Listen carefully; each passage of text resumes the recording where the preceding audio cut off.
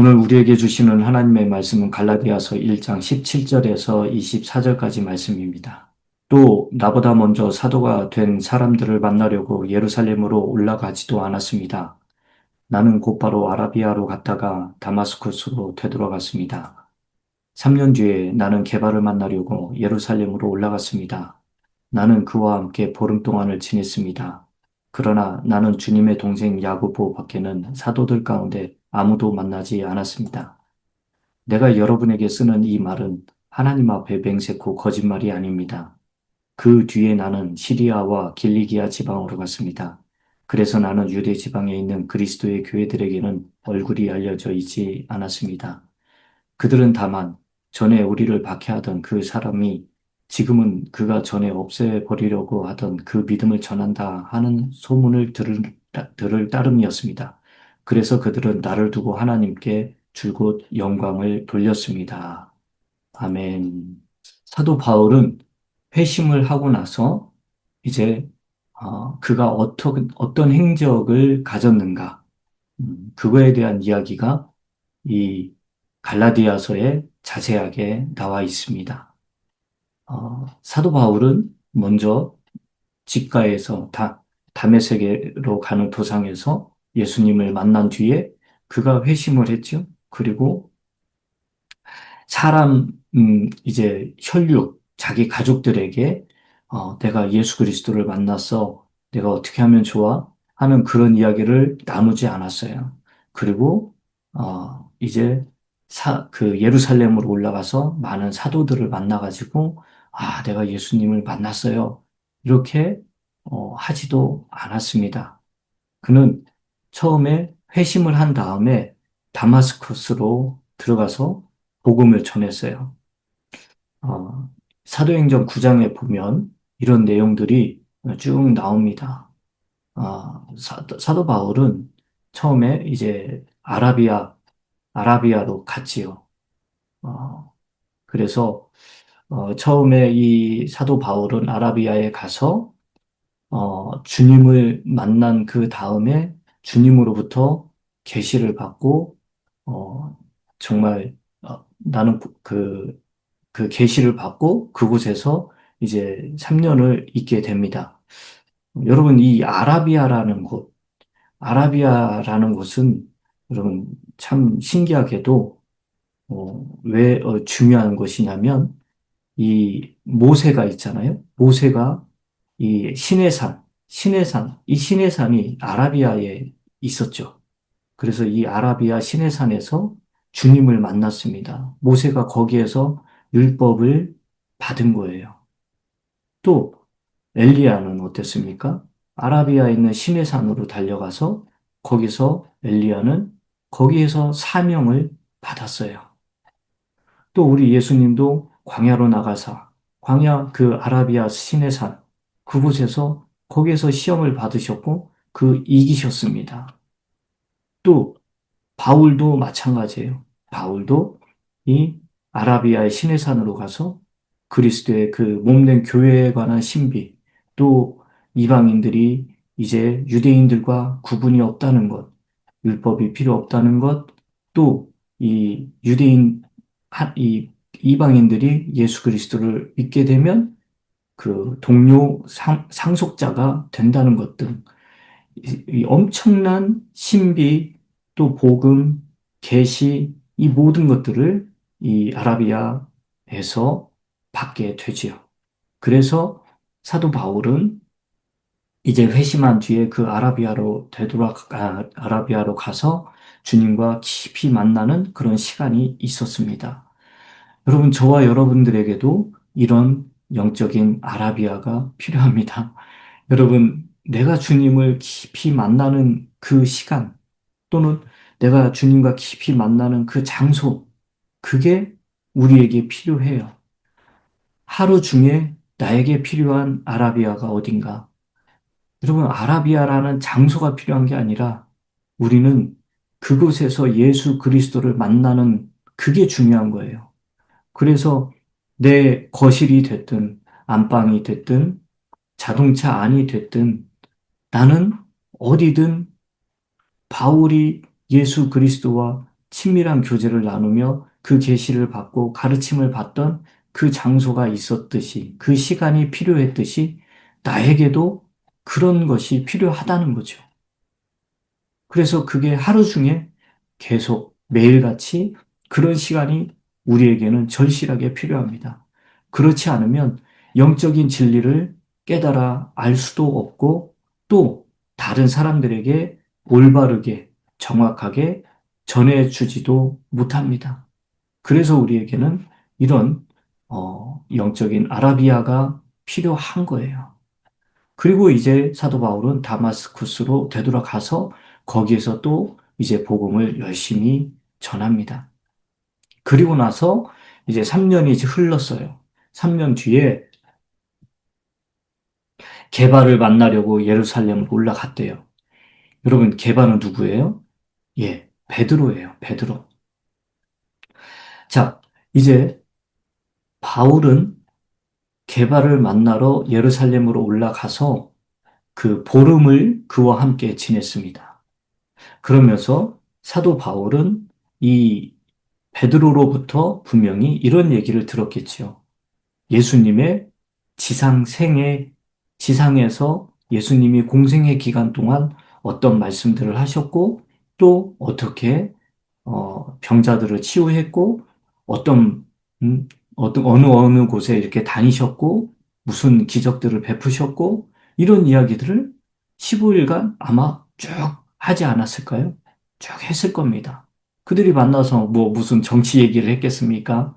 사람 사는 얘기 했겠어요? 아니에요. 오직 예수님 얘기만 했을 겁니다. 그래서, 나중에 어쨌든, 그래서 이 베드로와 만나서 그런 얘기를 했을 것이고, 또 베드로도 바울에게서 바울이 주님으로부터 직접 받은 계시, 교회에 대한 교회의 신비, 또 율법의 필요 없음, 뭐 이방인들이 구원받고 돌아오는 것, 이방인들에게 성령이 임하는 것, 이방인들도 하나님의 그 동료, 상속자가 된다는 이 모든 것들에 대한 계시를 베드로는 직접 받지 않았어도 바울을 통해서 다 듣게 되는 거죠. 이게 불과 15일 안팎에서 다 된 겁니다. 그리고 이제 주님의 동생 야고보를 만납니다. 근데 이 참, 이 야고보는 어떤 사람이냐?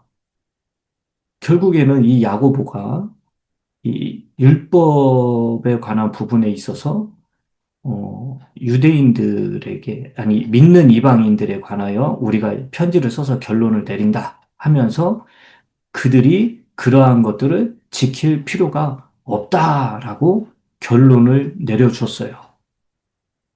자, 이렇듯 이 주님의 동생 야고보 사도는요, 예루살렘에 거하면서 유대인들에게 유대인들과 함께 있었고 그 유대인들이 지키는 율법이나 안식일이나 절기나 음식규례나 이 모든 것들을 다 지키고 있었어요.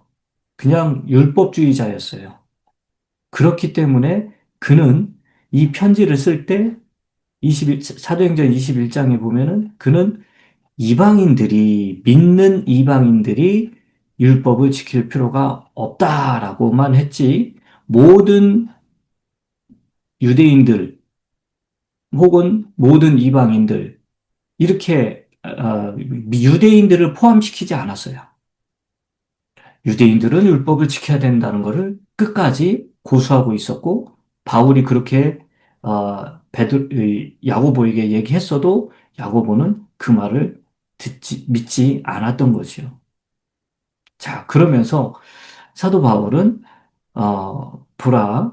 이제 내가 여러분에게 쓰는 이 말은 하나님 앞에 맹세코 거짓말이 아니다라고 이야기를 합니다. 뭐 사도들을 만난 이야기며 또 이 글을 쓰면서 적는 모든 내용들은 결코 거짓말이 아니라는 것.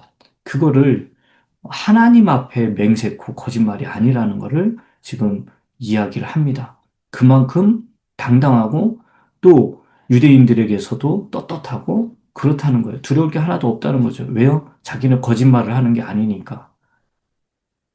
세상에서 가장 무서운 사람이 진실한 사람이래요. 거짓말하지 않는 사람. 네.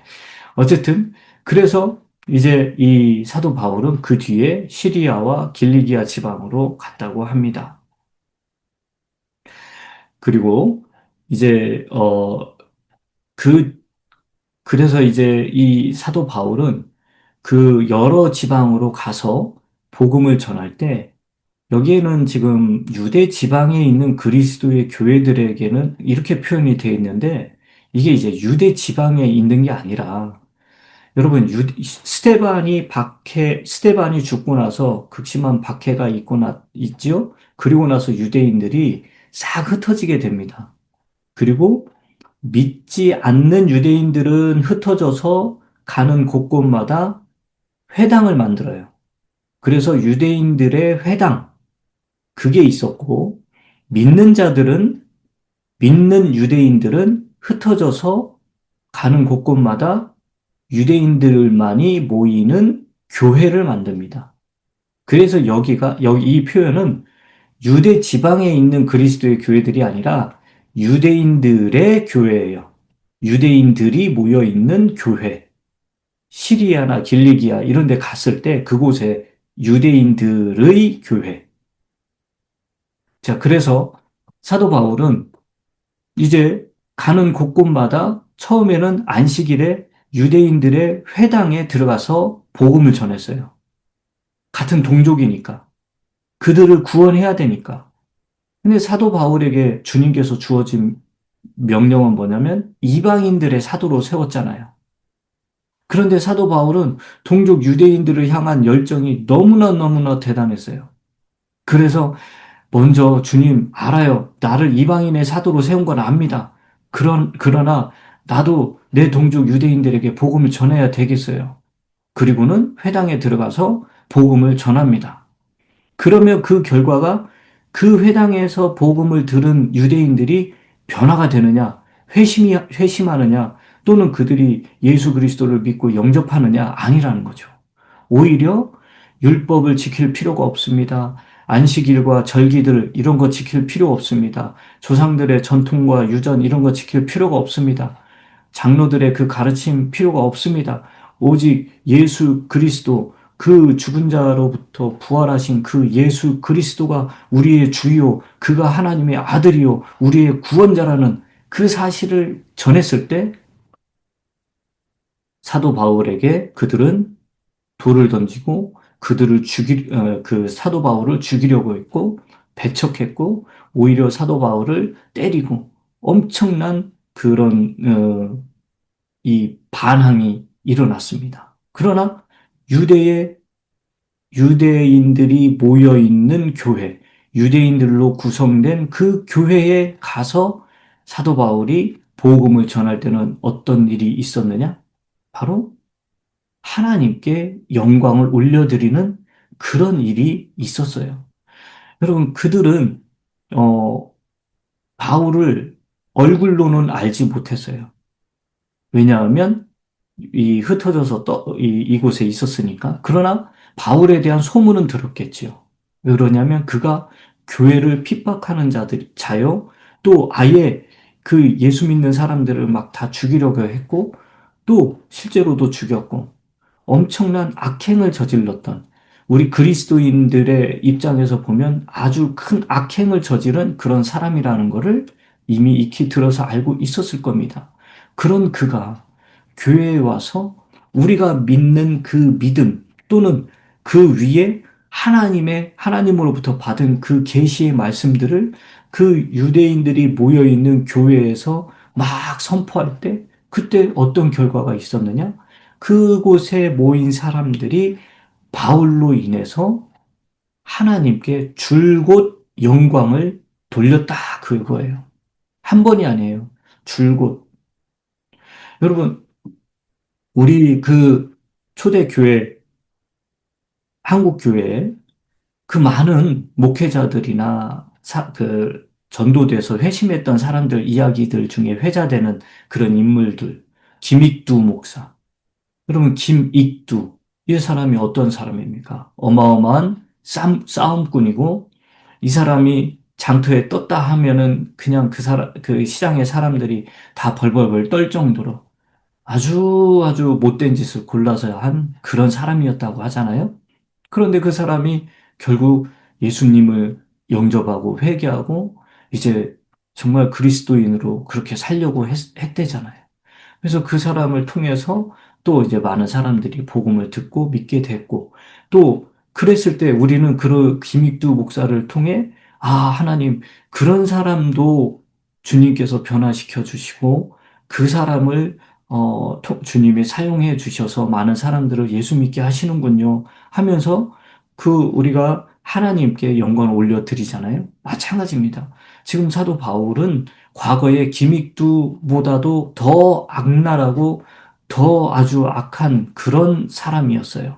그런 사람이 변화되어 이제 복음을 증거하고 예수 그리스도를 증거하고 교회를 세워가는 성도들에게 덕을 끼치는 그런 일에 앞장서고 있는 모습을 보면서 하나님께 영광을 돌렸다라고 합니다.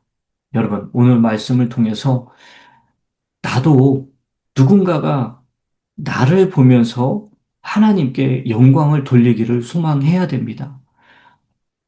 나의 모습을 보면서 하나님 저 사람 왜 저래요? 라는 소리가 아니라 아, 하나님 저분을 저렇게 사용하여 주시니 감사합니다. 저분이 저렇게 변화될 수 있도록 해주셔서 감사합니다. 하나님 저분을 통해 영광을 받아주시고 하나님 저런 분들을 사용하여 주시니 감사합니다.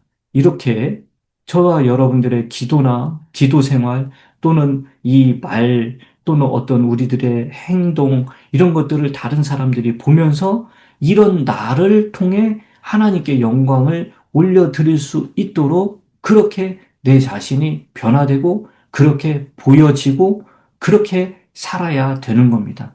여러분, 오늘도 내 안에 나만의 아라비아 광야, 아라비아가 있어야 되고 또 나를 통해 하나님께 영광을 돌리는 사람들이 생기게끔 그렇게 거룩하게 신실하게 살아가시기를 주님의 이름으로 축원합니다.